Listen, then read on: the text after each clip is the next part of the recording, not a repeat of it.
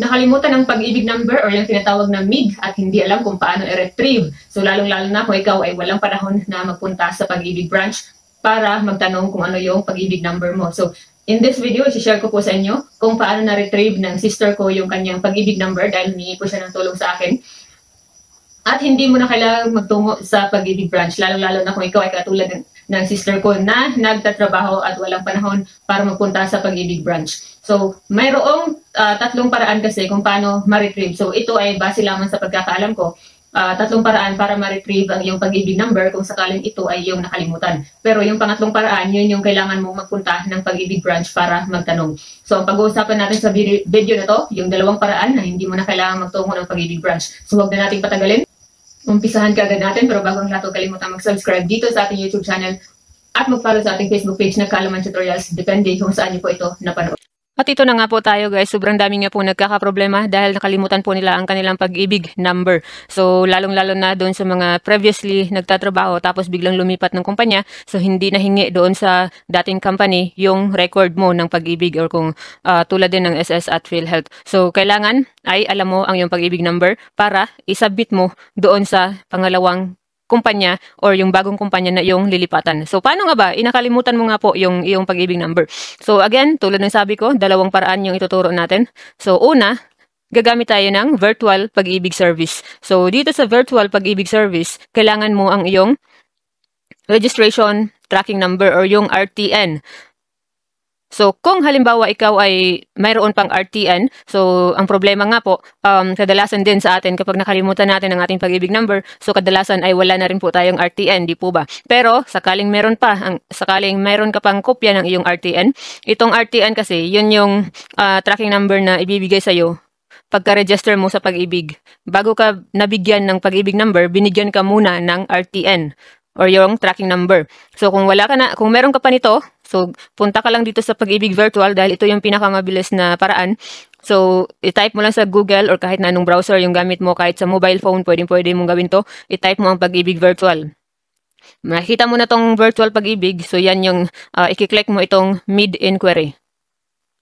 So, pagka-click mo ng Mid Inquiry, ito yung lalabas sa'yo. So, tingnan mo, meron dito kailangan ay meron ka pang RTN or yung registration tracking number. So, again, ito yung pinakamabilis na paraan ng pag-retrieve ng yung pag-ibig number kung hawak mo pa ang iyong RTN or may kopya ka pa. So, fill upan mo lamang itong ng RTN, tapos dito yung last name or yung apelyido mo, tapos dito yung date of birth. So, last name lang ha, apelyido lang ang isulat, tapos yung pizza ng kapanganakan. Tapos, pag i-submit mo na yan, so pagka-submit mo yan, so yun na, ma-retrieve mo na ang iyong pag-ibig number. Pero, tulad nga po ng sabi ko, kadalasan sa atin kapag nakalimutan natin ang ating pag-ibig number, kadalasan ay wala na tayong RTN, wala na tayong kopya ng ating registration tracking number. So, huwag mag-alala dahil ang pangalawang paraan natin ng pag-retrieve ng ating pag-ibig number ay hindi kailangan ng registration tracking number. So, ano ba yung next nating option? So, yung pangalawa nating option, pwede nating i-contact si Pag-ibig gamit ang ating phone sa pamamagitan ng email. So, pwede tayong mag-send ng email sa Pag-ibig at social media. So, paano ko na-retrieve ang pag-ibig number ng aking sister? Ako ay gumamit ng Facebook ng Pag-ibig. So, sa Facebook page ng Pag-ibig, doon po ako nag-inquire sa kanila. Pero, nung ako ay mag-inquire sa kanila gamit ang aking Facebook account ay iba po ang kanilang in-reply na dapat po pala ay account talaga mismo nung may-ari ng Pag-ibig number ang magme-message po sa kanila. So, ito nga po yung Pag-ibig Facebook page ng Pag-ibig. Tinatawag na ang kanilang pangalan ng kanilang Facebook page ay Pag-ibig Fund or HDMF. So, mayroon po silang 3 million followers. So, i-check ninyo na dapat ay naka-blue badge. Itong maliit na blue check dito sa gilid. Yan yung official account ng Pag-ibig at 3 million ang kanilang followers. So, iwasang mag-chat doon sa pike na page ng Pag-ibig Fund. So, pagka-open mo ng kanilang Facebook page, i-click mo itong tatlong dot dito sa gilid. Tapos makikita mo itong message na messenger na logo. Tapos i-click mo yan at dyan ka na mag-message sa Pag-ibig. So ano ang i-message mo sa Pag-ibig? So ito yung una kong i-message sa kanila. Sabi ko, "Good day po. May I ask to verify a forgotten Pag-ibig number of sister tapos nilagay ko yung pangalan ng sister ko. So, maaari po ba dito? Thanks. So, ganito po yung reply nila. Hi, Janice. Maaari po bang siya po ang mag-send ng private message gamit ang sarili niyang Facebook account for security purposes? So, ayan. So, kailangan yung may-ari mismo ng Pag-ibig number ang mag-send po sa kanila ng mensahe. Kaya, mas okay na kapag nag-chat po kayo sa Pag-ibig Fund para pagka-reply nila ay meron na kaagad kayong makukuha na Pag-ibig number. So, pag-chat, first time mo mag-chat sa kanila, kumpletuhin mo na kaagad ang requirements or ang details na kanilang hihingin. So, ito, sasabihin ko sa inyo, para ito na kaagad yung isend ninyo sa Magandang araw, salamat sa pakikipag-ugnayan sa Pag-ibig Fund Facebook page. Alinsunod sa data privacy policy. So, ayan, basahin na lamang po guys. Tapos, ito yung mga impormasyon na hiningi nila. So, buong pangalan ng ikasal para sa mga babaeng miyembro. So, kung ikaw ay babaeng miyembro na kasal na, so ilagay mo ang iyong pangalan ng ikasal. So, ibig sabihin yung apelido na ng iyong mister. Tapos, pitsa ng kapanganakan, pangalan ng dati at or kasalukuyang employer. So, yung dati mong pinagtatrabahoan or ang iyong kasalukuyan na pinagtatrabahoan. Kayo po ba ay OFW member? So, oo or hindi. Tapos, buong pangalan ng inyong nanay sa pagkadalaga at ng mag-asawa. So, isulat ang buong pangalan ng iyong nanay pagkadalaga. Isulat din ang buong pangalan ng iyong nanay pag ng mag-asawa na. Tapos, lugar ng kapanganakan, municipality, city, and province, kumpletuhin. Personal na email address. So, dapat yung email address ay active para baka sakaling doon po sila magre-reply ng inyong Pag-ibig number. Tapos, isulat din ang current location or city. So, yung kasalukuyan po ninyo na tinitirhan. At, syempre, mag-send din po ng clear copy or picture of valid ID.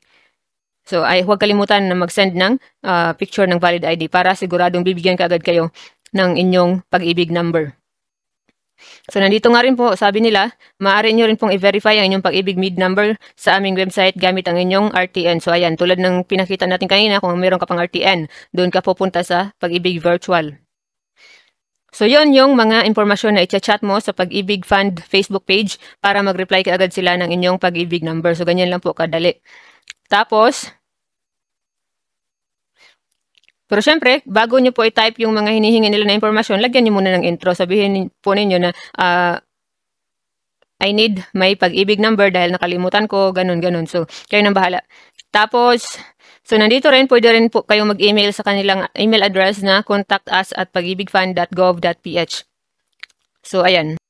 Para naman sa mga nagtatanong kung gaano katagal mag-reply ang Pag-ibig number, so depende siguro. Pero yung sa ate ko, pagka next day, nag-reply po kagad sila ng Pag-ibig number ng ate ko. So, ipapakita ko po sa inyo yung reply po nila. So, ayan, ito po yung reply nila. Kaugnay po ng inyong katanungan tungkol sa inyong MID number, narito po ang detalye para sa inyong batayan. So, ayan, di ba? Hindi mo na kailangan pumunta ng branch. So, ayan, binigyan na nila yung Pag-ibig MID number. Siyempre, tatakpan natin yung mga personal details. Last name, first name, middle name, date of birth. At binigay din po nila ang inyong registration tracking number. So, once na-receive nyo na po ito, huwag po ninyong kalimutan at isulat nyo po sa isang notebook para siguradong meron kayong kopya. So, yung RTN at saka yung Pag-ibig number. And that's all for this video. Sana po ay nakatulong sa inyo kung paano ma-retrieve ang inyong Pag-ibig number nang hindi nyo na kailangang magpunta ng Pag-ibig branch. Huwag kalimutan mag-subscribe!